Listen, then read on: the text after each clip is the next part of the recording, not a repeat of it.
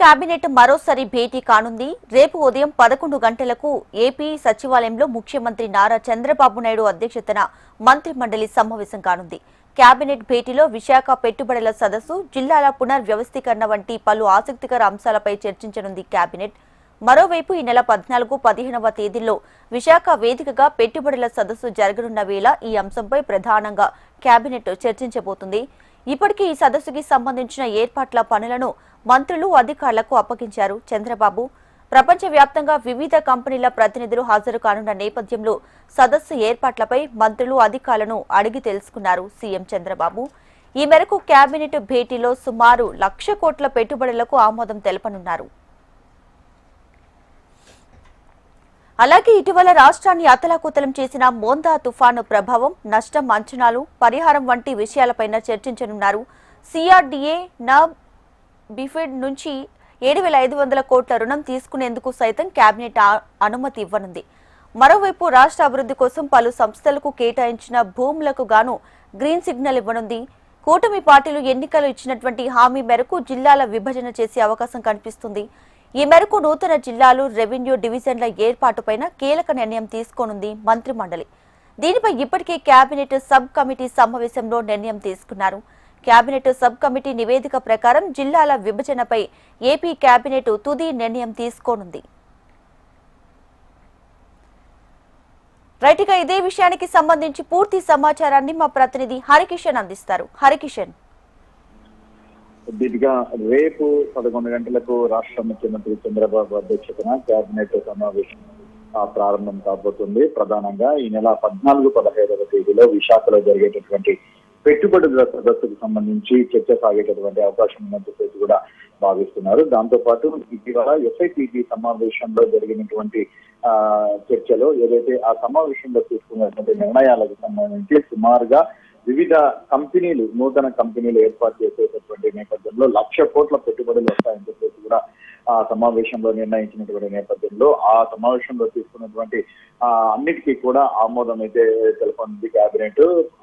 దీంతో పాటు మోందా తుఫానుకు సంబంధించినటువంటి ప్రభావం ఏ రకంగా ఉంది దాని మీద చర్చించడంతో పాటు అలాగే పంట నష్టానికి సంబంధించి ఇంతవరకు ఏదైతే రాష్ట్ర ప్రభుత్వం ఆయా ప్రాంతాల్లో పర్యటించి సేకరించినటువంటి పంట నష్టం, దానికి సంబంధించి పూర్తిగా కేంద్రానికి కూడా రెఫర్ చేసింది. అయితే ఈ నేపథ్యంలోనే రేపు మరునాడు కేంద్ర బృందం కూడా ఈ పంట నష్టానికి సంబంధించి ప్రభావిత ప్రాంతాల్లో పర్యటిస్తున్నటువంటి నేపథ్యంలో దానికి సంబంధించి కూడా పూర్తిగా చర్చ సాగబోతున్నటువంటి పరిస్థితి కూడా ఉంది. దీంతో పాటు సిఆర్డీఏకి సంబంధించి ఏదైతే ఎన్ఏబిఎఫ్ సొసైటీకి సంబంధించి 7,500 కోట్ల రుణం తీసుకునేందుకు అనుమతి కూడా కేబినెట్ ఇవ్వబోతున్నటువంటి పరిస్థితి కూడా ఉంది. పలు సంస్థలకు భూ కేటాయింపులతో పాటు ఆయా కంపెనీలకు సంబంధించి ఏమేమి రాష్ట్ర ప్రభుత్వం నుంచి అందిస్తున్నది కూడా ఆమోదం తెలుపనుంది కేబినెట్.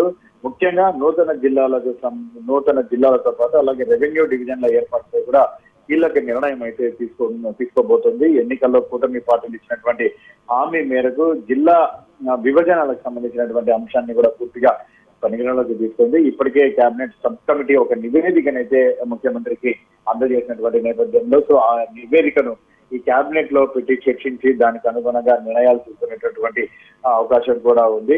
ప్రధానంగా ఈ నెల 14, 15వ తేదీన విశాఖ వేదికగా నిర్వహించబోయేటటువంటి పెట్టుబడుల సదస్సు పైనే ఈ చర్చ సాగనున్నట్లుగా కూడా తెలుస్తుంది. ఇప్పటికే సంబంధిత అధికారులతో ముఖ్యమంత్రి 2-3 సార్లు కూడా చర్చ అయితే చేయడం జరిగింది. అక్కడ తీసుకోవాల్సినటువంటి జాగ్రత్తలతో పాటు అలాగే పెట్టుబడుల సదస్సుకు సంబంధించి ఏ ప్రాంతాల నుంచి ఇక్కడికి పారిశ్రామికవేత్తలు వస్తున్నారు, ప్రభుత్వ ప్రతినిధులు వస్తున్నారు, సో వారందరికీ సంబంధించి ఎటువంటి నిర్ణయాలు తీసుకోవాలి, సో ఏ ఏర్పాట్లు చేయాలి అన్న దానిపైన కూడా అధికారులతో సమీక్షా సమావేశాన్ని కూడా ఆయన నిర్వహించడం జరిగింది.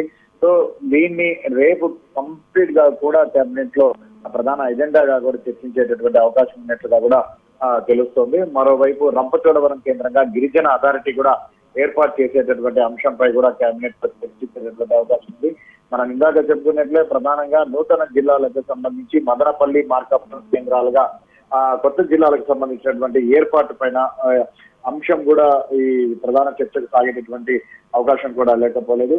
ముందు డిసెంబర్ 31 కూడా కొత్త జిల్లాల ఏర్పాటు ప్రక్రియను పూర్తి చేయాలని చెప్పేసి ప్రభుత్వం భావిస్తున్నటువంటి తరుణంలో ఇప్పటికే cabinet sub committee cabinet sub committee సమర్పించినటువంటి నివేదికను ఈ కేబినెట్ లో చర్చించడానికి ఆమోదం తెలిపేటటువంటి అవకాశం ఉంటుంది. Harikishan, thanks for the latest updates.